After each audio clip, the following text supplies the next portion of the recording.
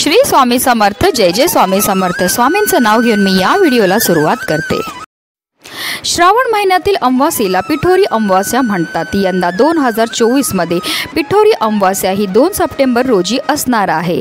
हे व्रत महिला संतान प्राप्तीसाठी तसेच मुलांचे रक्षण करण्यासाठी करतात, म्हणून याला मातृदिन देखील म्हणतात। तसेच पिठोरी अमावास्येला पितरांना स्नान, दान, पूजा आणि नैवेद्य याला विशेष महत्त्व आहे। पिठोरी अमावास्येला पितरांना तर्पण केल्याने पितृदोषामुळे होणाऱ्या त्रासापासून मुक्ती मिळते। पंचांगानुसार पिठोरी अमावास्या श्रावण महिन्यातील कृष्ण पक्षातील अमावास्येला येते। यालाच श्रावण अमावास्या, पोळा अमावास्या तसेच दर्श अमावास्या असं देखील म्हटले जाते। तसेच या दिवशी बैलपोळा सण देखील साजरा केला जातो। पिठोरी अमावास्येला विशेषतः गरोदर स्त्रिया आपल्या मुलांचे रक्षण करण्यासाठी उपवास करतात। ज्या जोडप्यांना संततीची इच्छा आहे त्यांनी या दिवशी माता पार्वतीची पूजा करावी। पार्वती पूजेमध्ये नवीन कपडे, दागिने आईला अर्पण केले जातात।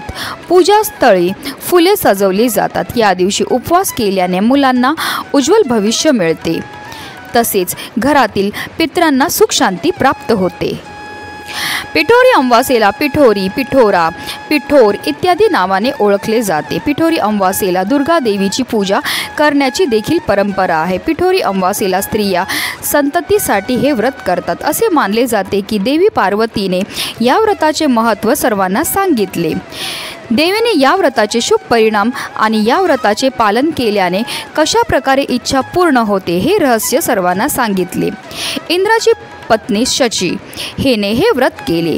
तिला संतती आणि कुटुंबाची समृद्धी मिळाली। या पौराणिक मान्यतानुसार पिठोरी अमावास्येला संतती आणि संततीच्या दीर्घायुष्यासाठी उपवास हा केला जातो। ज्यांची मुले जगत नाही अशा स्त्रिया पिठोरीचे व्रत करतात। हे व्रत पूजा प्राधान्य असून 64 योगिनी या त्याच्या देवता आहेत। या व्रताचे विधान असे: श्रावण अमावास्येच्या दिवशी दिवसभर व्रत करावे। संध्याकाळी स्नान करून सर्वतोभद्र मंडळावर 8 कळश स्थापावे।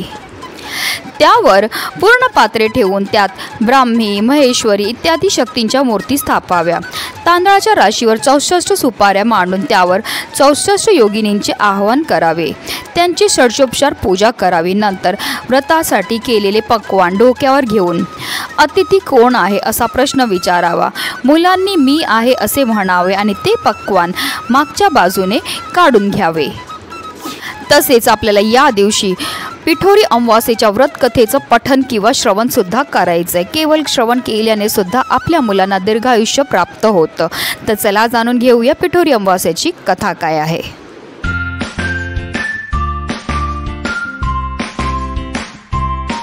8 पाट नगर होते। तिथे एक गरीब ब्राह्मण राहत होता। त्याच्या घरी श्रावणातल्या अमावास्येच्या दिवशी वडिलांचे श्राद्ध असे। इकडे दरवर्षी काय होई, ज्या दिवशी श्राद्ध त्या दिवशी सकाळपासून त्याच्या सुनेचे पोट दुखू लागे व ब्राह्मण जेवायला बसण्याच्या वेळेस बाळंत होऊन पोर मरून जाई। असं झालं म्हणजे ब्राह्मण तसेच उपाशी जात। असे 6 वर्ष झाले। 7व्या वर्षी तसंच झालं तेव्हा सासरा रागावला। ते मेलेलं पोर तिच्या ओटीत घातले, तिला रानात हाकलून लावलं। पुढे जात जात ती एका मोठ्या अरण्यात गेली। तिथे तिला झोटिंगाची बायको भेटली। ती म्हणाली, बाई तू कोणाची कोण, इथे येण्याचे कारण काय? आलीस तशी लवकर जा, नाहीतर माझा नवरा झोटिंग येईल आणि तुला मारून खाऊन टाकेल। तेव्हा ब्राह्मणाची सून म्हणाली, तेवढाच करता मी इथे आली आहे। झोटिंगाची बायको म्हणाली, बाई तू इतकी जीवावर उदार का? तशी ब्राह्मणाची सून आपली हकीकत सांगू लागली। ती म्हणाली, मी एका ब्राह्मणाची सून। दरवर्षी मी श्रावण अमावास्येच्या दिवशी बाळंत होत व मूल मरून जात। त्याच दिवशी आमच्या घरी माझ्या आजी सासऱ्याचे श्राद्ध असे। माझे असे झाले म्हणजे श्राद्धास आलेले ब्राह्मण उपाशी जात। अशी 6 बाळंतपणं माझी झाली। 7व्या खेपेला सुद्धा असंच झालं। तेव्हा मामांजी माझ्यावर रागावले। ते मला म्हणाले, माझा बाप तुझ्या बाळंतपणामुळे 7 वर्ष उपाशी राहिला, तर तू घरातून चालती हो। असं म्हणून हे मेलेलं मूल माझ्या ओटीस घातलं आणि मला घालवून दिलं. नंतर मी इथे आले. आता जगून तरी काय करायचे आहे असे म्हणून ती रडू लागली. तशी झोटिंगाची बायको तिला म्हणाली, बाई तू भिवू नकोस, घाबरू नकोस, अशीच थोडी पुढे जा. तुला तिथे एक शिवलिंग दृष्टीस पडेल. बेलाचं झाड लागेल. तिथेच एक झाडावर बसून राहा. रात्री नागकन्या, देवकन्या, 7 अप्सरा बरोबर घेऊन तिथे पूजेला येतील. पूजा झाल्यावर खीरपुरीचा नैवेद्य दाखवतील आणि अतिथी कोण आहे म्हणून विचारतील. असे झाल्यावर मी आहे म्हणून म्हण. त्या तुला पाहतील, कोण कुठची म्हणून चौकशी करतील. तेव्हा तू सगळी हकीकत त्यांना सांग. ब्राह्मणाच्या सुनेने बरं म्हटलं. तिथून उठली, पुढे गेली. तो एक बेलाचे झाड पाहिले. तिथेच उभी राहिली. इकडे तिकडे पाहू लागली. तो जवळच एक शिवलिंग दृष्टीस पडले. तशी ती शेजारच्या झाडावर बसून राहिली. इतक्याच रात्र झाली. तशी नागकन्या, देवकन्या आणि 7 अप्सरांच्या स्वाऱ्यासुद्धा आल्या. त्यांनी शिवलिंगाची पूजा केली, नैवेद्य दाखविला आणि अतिथी कोण आहे म्हणून विचारले. त्याचबरोबर ती खाली उतरली. मी आहे म्हणून म्हणाली. तेव्हा सगळ्यांनी मागे पाहिले. त्यांना आश्चर्य वाटले. तिची कोण कुठली म्हणून चौकशी केली. तिने सर्व हकीकत सांगितली. नागकन्या, देवकन्यांनी तिच्या मुलांची चौकशी केली. तेव्हा अप्सरांनी ती दाखवली. पुढे त्यांनी तिच्या 7 मुलांना जिवंत केले आणि तिच्या हवाली केले. पुढे तिला हे व्रत सांगितले.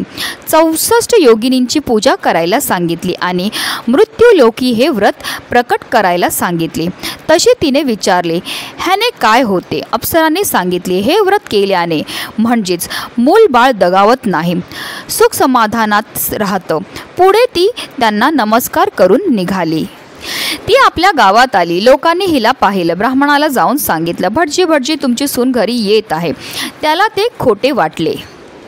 अर्धघटकेनं पाहू लागला. तो मूलबाळ दृष्टीस पडू लागली. पाठीमागून सुनेला पाहिले. तसा उठला, घरात गेला. मुठभर तांदूळ, तांब्याभर पाणी आणलं.